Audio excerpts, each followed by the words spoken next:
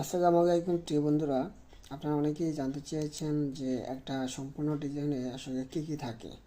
তো সেটা নিয়ে আজকে আলোচনা করব। একটি সম্পূর্ণ ডিজাইনে কী কী থাকে এটা সম্পর্কে আরও বিস্তারিত আলোচনা করব। আসুন দেখি সংক্ষেপে। শুরুতেই একটা ডিজাইনের পার্কিং এরিয়া দেখাতে হবে আপনাকে। পার্কিং এরিয়া, তারপরে টিপিক্যাল ফ্লোর প্ল্যান দ্বিতীয় জায়গায়, ঠিক আছে। তারপরে এই ফ্লোর প্ল্যানের অনুযায়ী আপনার কলাম এবং ফুটিং, ঠিক আছে, এই যে পয়েন্ট C1।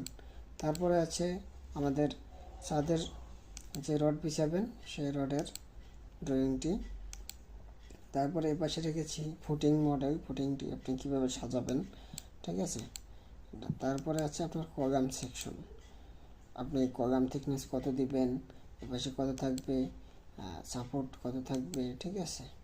তারপরে আপনার সাইট লেআউট প্ল্যান, তারপরে আপনার থাকবে একটি মৌজা ম্যাপ, তারপরে বিম লেআউট প্ল্যান, তারপরে আপনার আছে যে কলাম শিডিউল এবং বিম শিডিউল, ফুটিং শিডিউল, ঠিক আছে। তারপর আপনার সেকশন ফ্রন্ট এলিভেশন, তারপর section elevation, front elevation, section elevation, তারপরে আছে বিম, আপনার লং ডিরেকশন এবং শর্ট কীভাবে হবে, কত span, extra top, extra bottom, একটু জেড। তারপর আপনার আছে এই যে সিঁড়ির সেকশন, সেটা কীভাবে হবে, কোথায় কোথায় রড, বিস্তারিত আছে।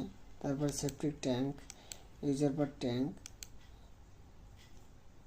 ওয়াটার রিজার্ভার ট্যাঙ্ক, এগুলো থাকবে।